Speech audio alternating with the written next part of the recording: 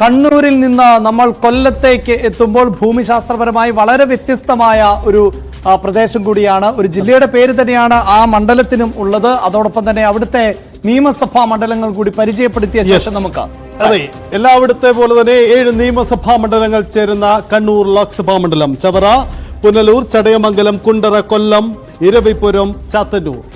CPM-ന്റെ അല്ലെങ്കിൽ ഇടതുപക്ഷത്തിന്റെ തൊഴിലാളി പ്രസ്ഥാനങ്ങളുടെ ശക്തമായ പരമ്പരാഗതമായ കോട്ടയാണ് കൊല്ലം. കൊല്ലത്തിന്റെ ചരിത്രം അതാണ്. പക്ഷേ കൊല്ലം ലോക്സഭാ ചരിത്രം പരിശോധിക്കുമ്പോൾ അവിടെ UDF-ന് തെറ്റില്ലാത്ത വിജയങ്ങൾ ഉണ്ടായിട്ടുണ്ട് എന്നതാണ് ചരിത്രം. നമുക്ക് 2019 തെരഞ്ഞെടുപ്പ് ഫലമാണ് പരിശോധിക്കേണ്ടത്. സംശയമില്ല, NK പ്രേമചന്ദ്രൻ തന്നെയാണ് അവിടെ വിജയിച്ചു കയറിയത്. അവിടുത്തെ വോട്ട് അല്ലെ 4,99,677 വോട്ടുകൾ. ബാലഗോപാല് 3,50,000 പരം വോട്ടുകളാണ് നേടിയത്. BJP കഴിഞ്ഞ തവണ അവിടെ നേടിയ വോട്ടുകൾ 1,03,339 വോട്ടുകളാണ് നേടിയത്. പ്രേമചന്ദ്രന്റെ മജോറിറ്റി 1,48,000 പരം വോട്ടുകൾ. ഒപ്പം ഈ 2014 ഫലം കൂടി നോക്കുമ്പോൾ 4,80,000 അധികം വോട്ടുകളായിരുന്നു. അപ്പോൾ 2019 എത്തുമ്പോൾ പ്രേമചന്ദ്രൻ നിലം മെച്ചപ്പെടുത്തുകയാണ് ചെയ്തത്. KN ബാലഗോപാലിന് 36% വോട്ടാണ് ലഭിച്ചത്. എങ്കിൽ NK പ്രേമചന്ദ്രന് 52%. നമ്മൾ നേരത്തെ സൂചിപ്പിക്കുന്ന MA ബേബി പരാജയപ്പെടുന്നത് 30,000 പരം വോട്ടുകൾക്കാണ്.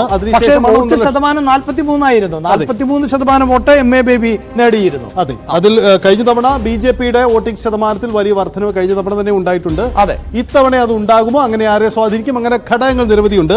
നിയമസഭയുടെ ചിത്രം പരിശോധിക്കുമ്പോൾ 7 നിയമസഭാ മണ്ഡലങ്ങളിൽ 6 ഇടതുമുന്നണിയാണ്.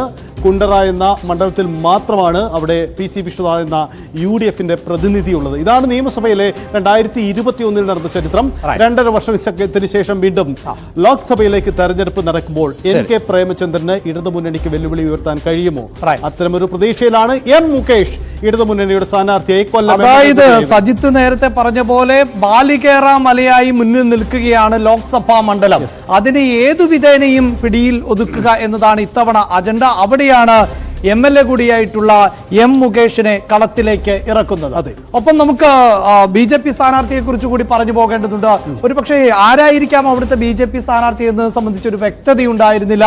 മറ്റാരെയും ലഭിക്കാത്തൊരു പശ്ചാത്തലത്തിലാണോ എന്നാണ് ഞാൻ സംശയിച്ചു പോയത്. കാരണം രണ്ടുപേരും ഇപ്പോൾ സ്ക്രീനിൽ നിന്നുള്ള ബിഗ് സ്ക്രീനിലെ 2 പേരാണ് സ്ഥാനാർത്ഥികളായി എത്തുന്നത്. ഒരു പക്ഷേ കൃഷ്ണകുമാർ അല്ലാതെ മറ്റൊരു ഓപ്ഷൻ ഉണ്ടായിരുന്നില്ല എന്ന് തോന്നുന്നു, അല്ലെ? ഏറ്റവും ഒടുവിൽ സ്ഥാനാർത്ഥിയെ പ്രഖ്യാപിച്ച ഒരു ഇടമാണ് കൊല്ലം.